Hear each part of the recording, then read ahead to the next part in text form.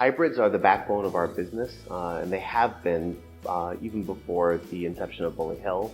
Where we're standing right now, was an experimental farm for the Taylor Wine Company in 1958 for hybrids. We recently launched a new line of wines called Uncharted Terroir, and we specifically trademarked that name and are putting it out there because we wanted to instigate a conversation about how climate change is changing terroir, how you can now literally taste climate change in the wines of the world.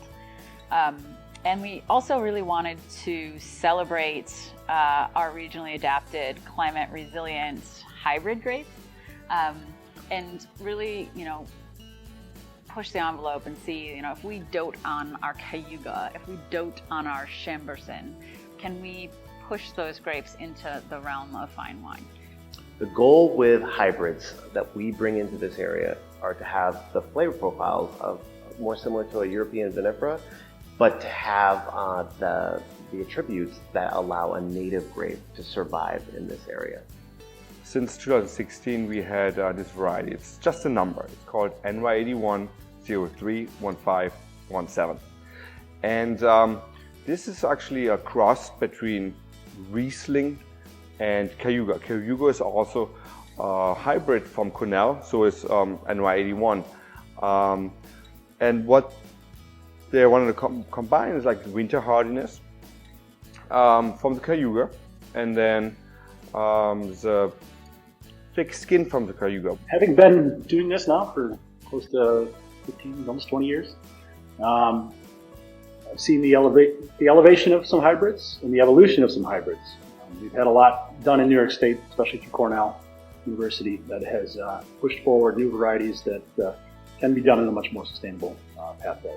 So less spray material, different materials, less disease pressure. Now it's fruits, bigger open clusters, allow for better, riper fruit that can get there without a lot of disease issues. Anything to help us get to the end line around here is essential. Hybrids allowed you to spray less, which is good for the environment. They also survived at harsher temperatures, which again makes sense because this is New York State after all. And ultimately it led to lower prices for consumers.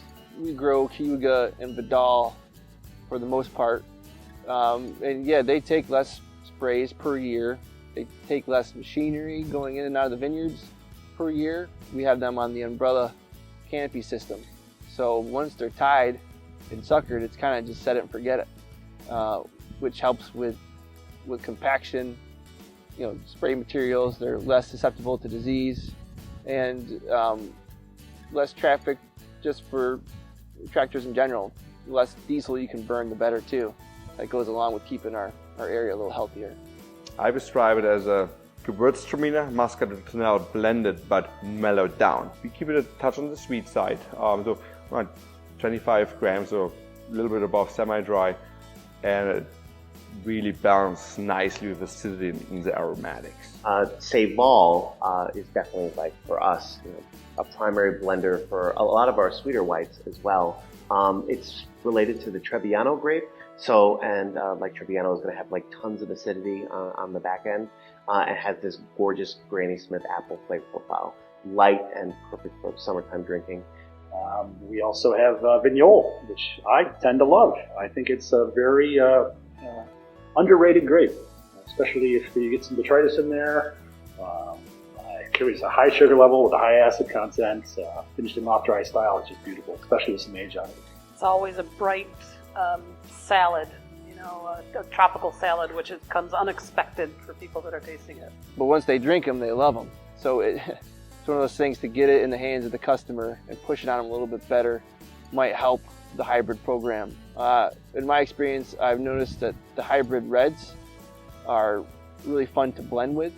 And when people try a hybrid blend with vinifera, they're like, oh, God, I love this. And later on, you tell them, oh, there's hybrid in there, by the way.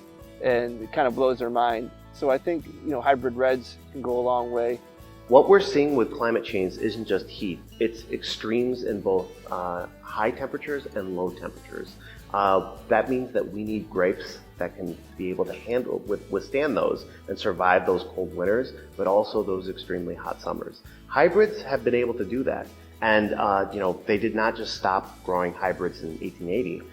They're still developing hybrids today at the University of Cornell, in the Geneva Extension, as well as the University of Minnesota.